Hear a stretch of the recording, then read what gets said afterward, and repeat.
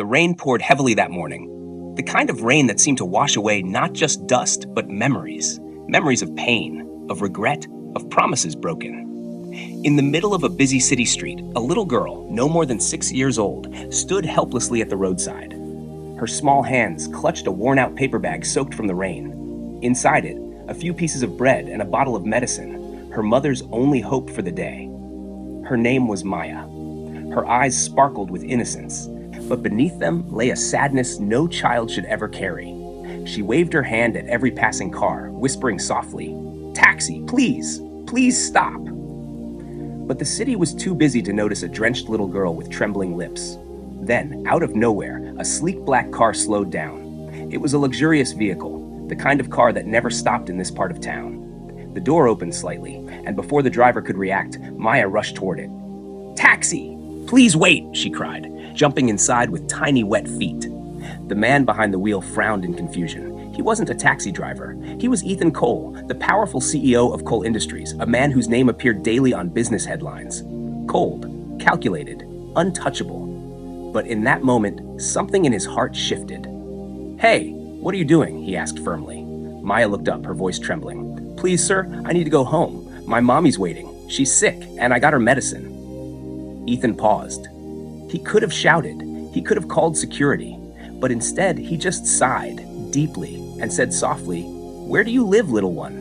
She smiled faintly. "Down on Green Street, the yellow house near the bakery." For a moment, Ethan said nothing. Then, with one gentle turn of the wheel, the car began to move. As they drove through the rain, Maya kept glancing around in awe. The car smelled like money, leather seats, quiet air conditioning, soft jazz in the background. It felt like another world. "Your car smells nice, Mr. Taximan," she said with a small grin. Ethan chuckled lightly for the first time in weeks. "I'm not a taxi driver, kid." "Oh, then you must be rich," she replied innocently. He smiled faintly. "Maybe, but that doesn't mean I'm happy." She tilted her head. "My mommy says happy people share. Are you happy, mister?" That question hit him harder than any corporate deal. He froze. No one had asked him that in years. "Not really," he murmured. "That's okay," Maya said softly. "Mommy says even sad people can smile again, if they help someone." Ethan's chest tightened.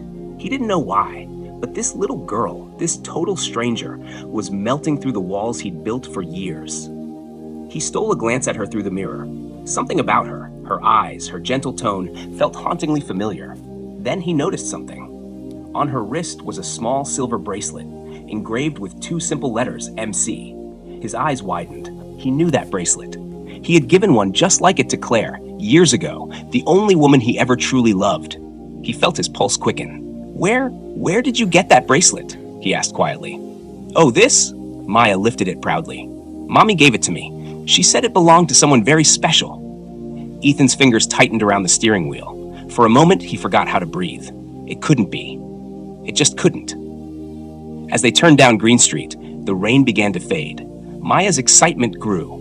"That's my home! The yellow one! Mommy's there!" The car stopped. She hopped out happily, clutching her small paper bag. "Thank you, Mr. Taximan." She ran to the door and called out joyfully, "Mommy, I'm home, and a nice man brought me back." The front door creaked open, and there she was, Claire, her hair tied loosely, her face pale, her eyes tired but warm. When she looked up and saw the man standing by the car, her expression froze. The medicine bottle slipped from her hands. "Ethan?" she whispered in disbelief. He stood still, the world around him fading into silence. "Claire," he finally breathed. Time stopped. The sound of rain, the passing cars, the distant thunder, everything melted away. In that fragile silence, years of pain, love, and unanswered questions filled the space between them.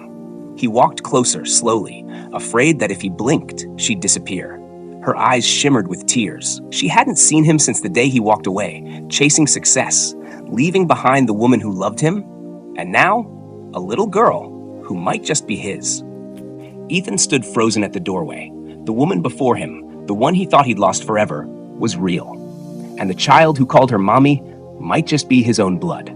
For a long moment, neither spoke. Only the sound of raindrops filled the silence between them. Then Claire's voice broke through, low, trembling. "Why are you here, Ethan?" He swallowed hard, his voice barely steady. I didn't know. She got into my car. I thought she mistook it for a taxi." Claire's eyes widened. She glanced at little Maya, now happily humming as she arranged her bread and medicine on the table. "You gave her a ride?" she asked softly. "Yes," Ethan replied. "And then I saw her bracelet. Claire, that bracelet, it's the same one I gave you."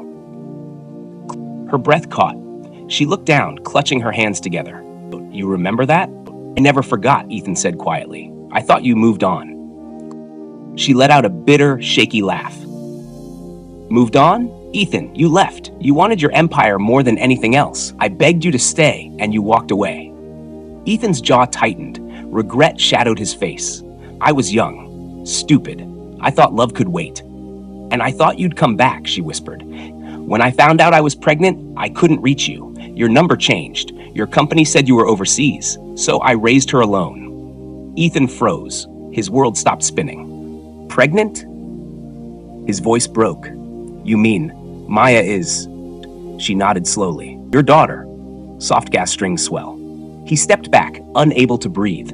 Every memory, every regret came crashing down. He remembered her laughter, their dreams of a family, his promise that he'd come back stronger.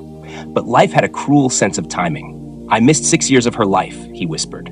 "6 years, Claire." She turned toward him, pain, anger, and exhaustion battling in her eyes. "Do you know how many nights I cried wishing you'd call? How many birthdays she spent asking about her father? You can't just walk in now and fix it." He closed his eyes, guilt etched on his face. "I don't want to fix it, Claire. I just want to make it right." Maya peeked from the kitchen doorway, her innocent voice cutting through the tension. Quote, "Mommy, are you sad?" Claire quickly wiped her tears. "No, sweetheart, Mommy's okay." Ethan knelt down, his voice soft and shaky. "Hey, Maya, remember that bracelet you showed me?" She nodded. "Your mommy and I, we got those together a long time ago." "So, you're Mommy's friend?" she asked sweetly. He hesitated, eyes glistening. "Yeah," he whispered, "a very old friend." The room fell silent once more. Claire's heart ached, torn between anger and the tiny spark of love she'd buried years ago. And Ethan felt the weight of every choice he'd ever made. "Can I come by again?" he asked quietly. "Please. Just to see her, to help." She looked at him for a long time, as if searching his face for the truth. Finally, she nodded once. "For her sake, not mine." Ethan smiled faintly. "That's enough." He turned to leave, but before he reached the door, Maya's voice stopped him. "Mr. Taximan." He turned, surprised. "Yes?" She giggled. Next time, can you bring me candy?" For the first time in years, Ethan laughed. A real, unguarded laugh. "You got it, kiddo." Days turned into weeks, and Ethan never stopped showing up. Every morning, his car, the same one little Maya once mistook for a taxi, waited at the curb. Not to pick up a client, not to close a deal, but to take Maya to school. He carried her backpack, waited at the gate, sometimes even helped Claire fix the flickering light by the porch. He wasn't trying to buy their forgiveness. He was earning it, moment by moment, quietly.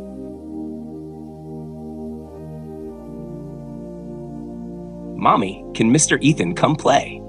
"Claire, if he wants to." Ethan laughed softly, rolling the ball back to her. For the first time in years, laughter filled the air around Claire's small home, but behind her smile, her heart trembled. Was this too good to be true? Could the man who once left really change?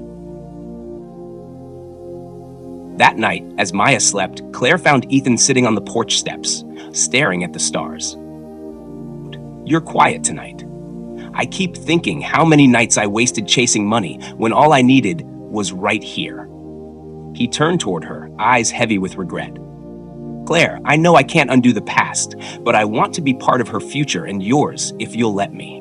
Claire looked away, tears welling up. "It's not that simple, Ethan. You left a scar, one that never really healed." He nodded slowly. "Then let me be the one to heal it. No promises, no pressure, just time and truth." For a long moment, the world was silent, except for the quiet hum of night. And then, without a word, Claire leaned her head on his shoulder. Not forgiveness, not love reborn, but a beginning. Weeks later, Maya's school held a Parents' Day. As Claire helped her into her uniform, Maya asked softly, "Mommy, will Daddy come today?" The question froze Claire mid-breath. "What did you say, sweetie?" "Mr. Ethan said he'll come if you let him. I want him to come." Claire smiled faintly, tears glistening but heart softening. "Then yes, baby, he can come." Ethan stood by the gate, holding a bouquet of sunflowers, Claire's favorite. When Maya spotted him, she ran straight into his arms. "Daddy!" He froze, then slowly his arms wrapped around her, holding her tight. Tears rolled down his face. It was a word he thought he'd never hear again, a word that healed something deep inside him. Claire stood a few steps away, watching. When their eyes met, she smiled. No anger, no walls, just peace. Ethan walked over, holding Maya's hand. "Thank you for giving me this chance." "She deserves it," Claire said softly. "And maybe so do you." Time passed. Wounds began to close. The little girl who once mistook a CEO's car for a taxi became the bridge between two hearts that were never truly broken, only waiting to be found again. Because sometimes fate doesn't make mistakes, it just takes the long road home. Ethan, Claire, and Maya sitting at the park bench as the sun sets, Maya drawing hearts in her sketchbook. Claire rests her head on Ethan's shoulder. He looks at her, smiles, and whispers, "I guess the best rides in life are the ones you never planned to take."